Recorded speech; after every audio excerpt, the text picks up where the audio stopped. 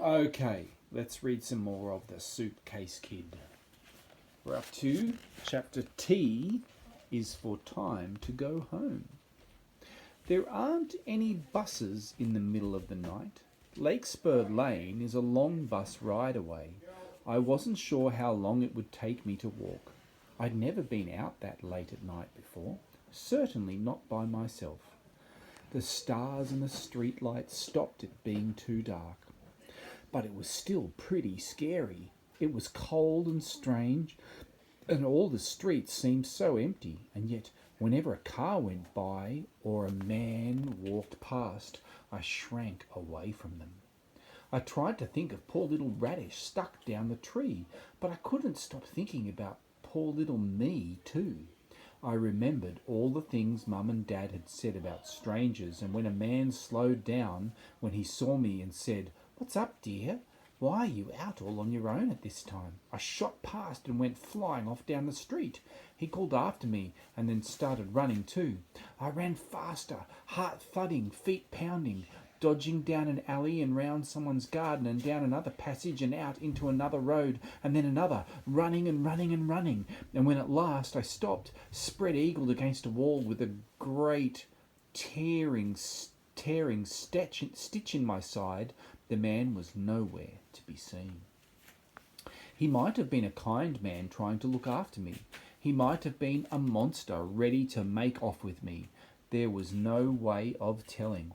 I didn't even know where I was anymore. I stared round at the dark, unfamiliar buildings in panic. I could try going back along the alley, but the man might be waiting. I started shaking and shivering. My cheeks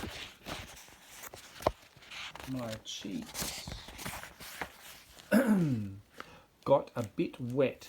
My hand seemed horribly empty, but then I tucked my thumbs inside my fist and tried to kid myself. It was Radish, and it helped just a little bit. I ran on down the road, and when I turned the corner, I was at the shops. I knew how to get back to Mum's place in less than 5 minutes. But I couldn't go back. Katie would still be lying awake, and how she'd sneer if I came creeping back so soon. And Radish was still down the tree, so lost and lonely and frightened. I thought of her tiny heart beating violently under her soft fur and my face screwed up in pain. "I'm coming, Radish," I whispered. I stared up at the stars. "You've got to make my wish come true." So I set off walking. I walked and walked and walked. I walked until I was so tired I started to wonder if I was dreaming. Everything seemed so strange and silvery in the starlight, and every so often my head would nod and I'd stumble and start. I kept expecting to blink my eyes and find myself tucked up in bed at Mum's, but it didn't happen. So I just walked some more, my head down, shoulders hunched, feet going left, right, left, right, left, right. I missed my way several times, but then I'd suddenly recognise a shop or a house and I'd know I was back on course again. But then I found myself in streets I was certain I'd never seen before. I walked on, and yet it was all new and different, and I realised I was lost again.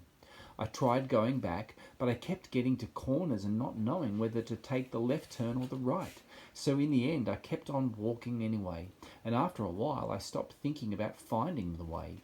I just looked up at the stars and whispered Radish's name and walked on and on and on. Then I suddenly recognised a house at the end of the road, with gables and a curly iron gate and a caravan parked in the front drive.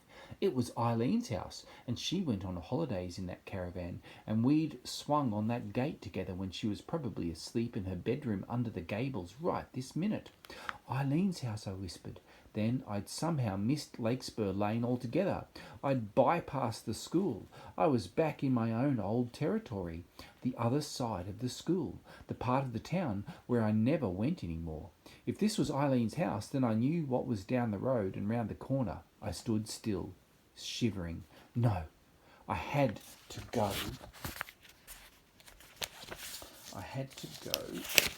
Where is it? I had to go to Lakespur Lane and find Radish. I couldn't waste time going anywhere else. But I had to. My feet started walking and I couldn't stop them.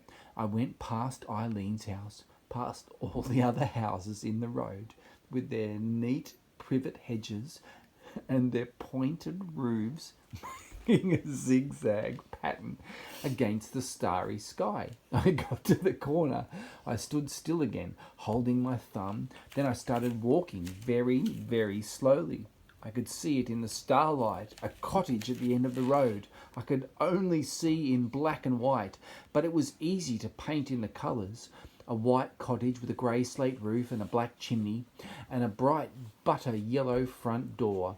There were yellow roses and honeysuckle growing up the lattice round the door, and the leaded windows, and lots of other flowers growing in the big garden. And in the middle of the garden was the old twisted tree with the big branches bent almost to the ground, and at the tip of each twig grew big bunches of black mulberries. No mulberries. The berries had long ago withered on the tree. No roses, just tangled thorny branches. No sweet-smelling honeysuckle, just leathery stems trailing untidily. But it was still Mulberry Cottage. I was back. I was home.